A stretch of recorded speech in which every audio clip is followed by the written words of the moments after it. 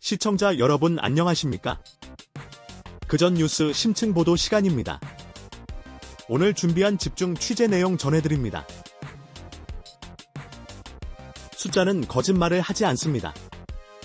오늘 위안화 환율이 3년 만에 최저점을 찍었다는 사실은 지정학적 긴장 완화가 곧 경제적 기회로 이어질 수 있음을 보여줍니다.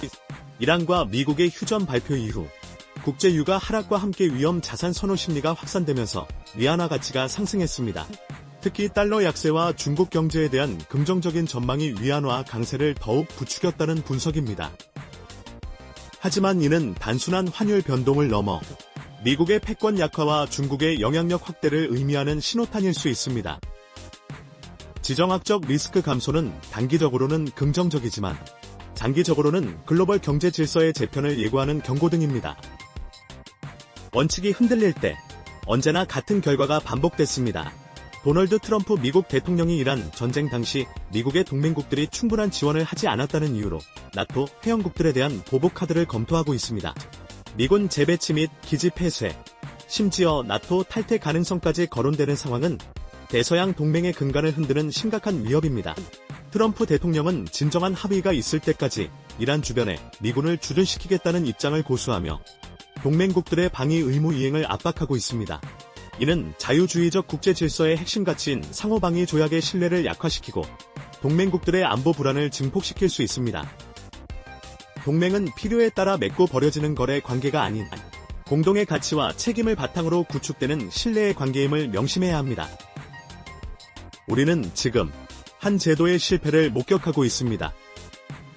서울대학가 원룸 월세가 급등하면서 내 청년임대 주택 경쟁률이 4년 만에 41대 1에서 131대 1로 치솟았습니다. 비아파트 공급 부족과 유학생 증가가 월세 상승을 부추긴 가운데 청년층은 저렴한 주거 공간을 찾아 애지 임대주택에 몰리고 있습니다. 하지만 이는 단순히 주거 문제 해결책이 될 수 없으며 오히려 청년층의 주거 불안을 심화시키는 악순환을 초래할 수 있습니다. 정부는 청년 주거 지원 정책을 확대하고 장기적으로는 주택 공급을 늘려 시장의 균형을 회복해야 합니다. 개인의 노력만으로는 해결할 수 없는 구조적인 문제에 대한 근본적인 해결책 마련이 시급합니다. 오늘 벌어진 이 사건은 단순한 사고가 아닙니다. 부산에서 발생한 깡통전세 사기로 인해 22명의 청년들이 52억 원의 피해를 입었습니다. 사기단은 바지 임대인을 내세워 전세 보증금을 갈취하고 신축 오피스텔에 거주하는 사회초년생들을 속였습니다. 경찰은 사기단 49명을 적발하고 1명을 구속했지만 피해자들의 고통은 여전히 현재 진행형입니다. 이 사건은 개인의 부주의뿐만 아니라 전세 사기 방지를 위한 제도적 장치의 미비함을 드러냅니다. 정부는 전세 사기 피해자 보호를 위한 실질적인 대책을 마련하고 부동산 시장의 투명성을 강화해야 합니다. 개인의 책임과 더불어 제도의 허점을 보완하여 유사한 피해가 재발하지 않도록 노력해야 합니다. 오늘 준비한 심층 소식은 여기까지입니다. 진실을 향한 시선, 그전 뉴스였습니다. 고맙습니다.